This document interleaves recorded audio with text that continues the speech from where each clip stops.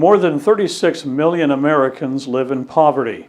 According to 1998 figures, 19% of West Tennesseans live below the poverty line.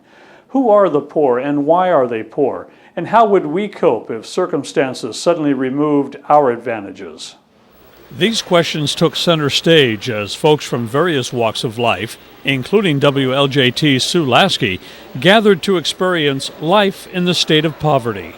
The purpose of this is to sensitize people to the plight of people who live in poverty, what it's like to be there every day, what it's like to try to make ends meet when you've just been told you've lost your job, when catastrophic things happen to you, or just when bad things in life happen. But it's to sensitize people, to make them stop and think about, what is this really like? How hard is this just to try to get by every day? Participants are divided into families and each person plays a role. Mothers, fathers, children of various ages. Some people are senior citizens. There are people with chronic disease and disabilities. And there are attitudes to portray. All of the characters and situations are based on real-life cases. I think we think that people who are in poverty are there by choice. A lot of times I think we think, well, they're not looking for a job. They don't want a job. If they wanted a job, they could find a job.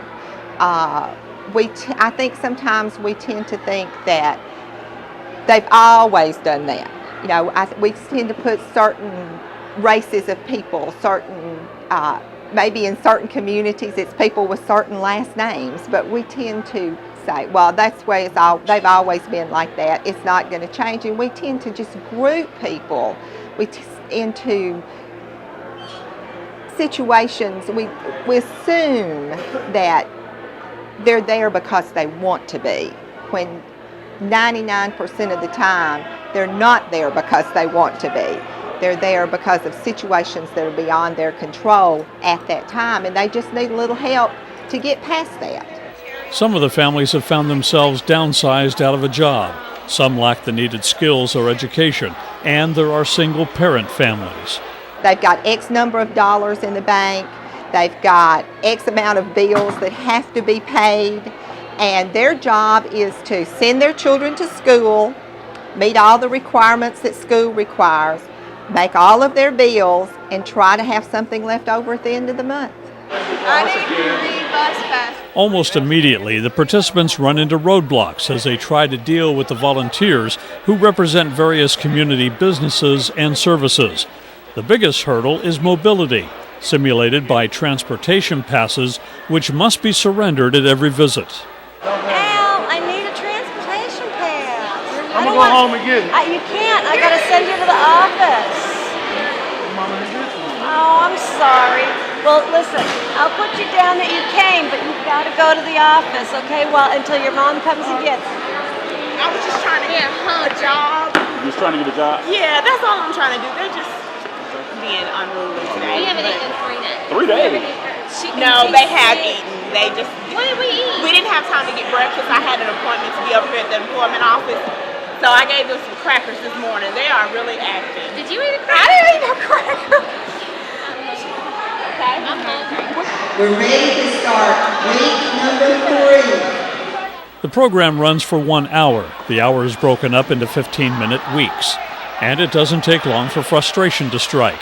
The various rules, time limits, and the dishonest and uncaring behavior all represent real-life conditions which act upon the poor among us. We might have 22 more. We might have some more canned goods. Yeah. I'll come back tomorrow. You'll come back tomorrow? Yeah, can I have it? If we don't pay our rent, we can't pay our rent. We cannot pay our rent. I think there's a lot of hungry people in this room. I've only given about 6 families money to get food, so I think there's a lot of hungry kids. It's set up to be very stressful. It's kind of planned that way. It's planned to be a stressful situation.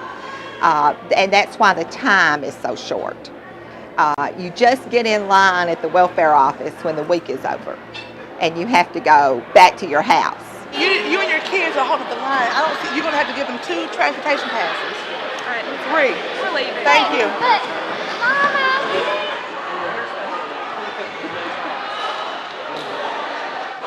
He's faking an asthma attack so that he won't have to pay his bank loan. By week number 4, there have been some evictions represented by overturned chairs. They didn't like me. I quit my job. I don't have to be hassled like that. I'm not taking it. You are worthless. Shut up. You're not even, you don't help mom at all. All you do is get in trouble. All you are is a tattletale. My mama was gone for 2 weeks. She left me. I've had people burst out into tears. I have had, overall, it is just an overwhelming sense of I never realized what actually goes on. I didn't have a clue how hard it was just to pay the rent, to eat. You start prioritizing, and you know, I've had people say, I didn't think I would ever do some of the things that I did during this simulation just to make sure that I could feed my children. He won't take my camera. He said he can't sell a camera, and he only gave me $40 for a $100 television earlier. How am I don't have any money left to pay that. Excuse me, sir.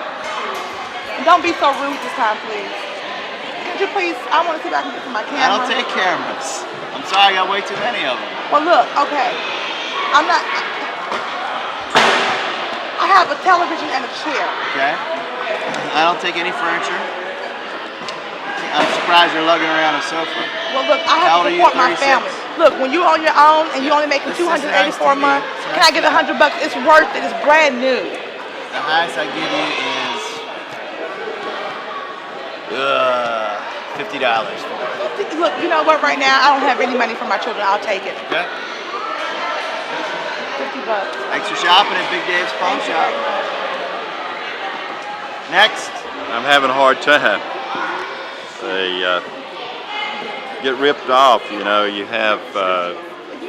pay the pawnbroker and he doesn't give you a receipt, and he turns around and asks for the stuff. It's a mess. So. When the hour exercise was over, you could hear a collective sigh of relief. The participants were clearly drained as they swapped their feelings and the lessons learned. Transportation, one thing, getting to and from without being 85 years old, that had to be primary.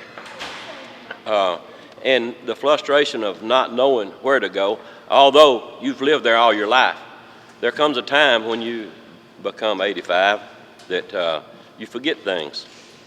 Sometimes you don't know where to go, how to go, who to go to. Your family's gone. And the ones you go to are very rude, was my perception. They wanted everything to be exactly right. I think when you become 85, if you get it right, you're doing a good job. I had money to pay my bills, not a lot, but I was going to pay my mortgage first, but they insisted on cash when I was told that the EBT card would do just fine. It should work, but I found it very frustrating. Nobody would listen to me and talk to me as if I didn't know anything. And even though I'm not old yet, I felt very much, because I know how none of this works. So I felt probably like an 85-year-old woman, didn't know where to go, didn't know what to do, and nobody was helpful. And then I was probably getting wrong information from some people, just trying to take advantage of my age. And I found that quite frustrating. Some interesting details from the day. 22 people visited the employment office. There were only 4 jobs available. The pawn shop made $2,400, but also stole personal items from homes and ran illegal operations including drugs and guns. 14 people stopped by legal aid, and some evictions were avoided. 3 families did not buy any groceries. Most merely squeaked by. And most people paid their mortgage in the 2nd or 3rd week, and nearly all of them did not ask for a receipt. Experts say to pay rent and utilities first and always get a receipt. I felt that though there were issues and things that I did not know, that I perhaps was not told, that the system itself in regards to getting help is not easily navigated. And I think all in all that there's a lot of needs for educating the public on a lot of generalities of what is happening in our communities.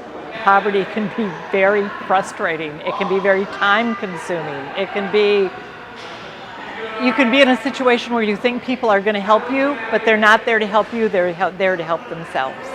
I've not had an unfavorable reaction. Now, I get people who are very disturbed, who sometimes are very uncomfortable with, and I think that's because all of a sudden they see themselves as, you know, I may be one of those people who stereotype people. What have I been thinking about? But I've never had an unfavorable reaction to this.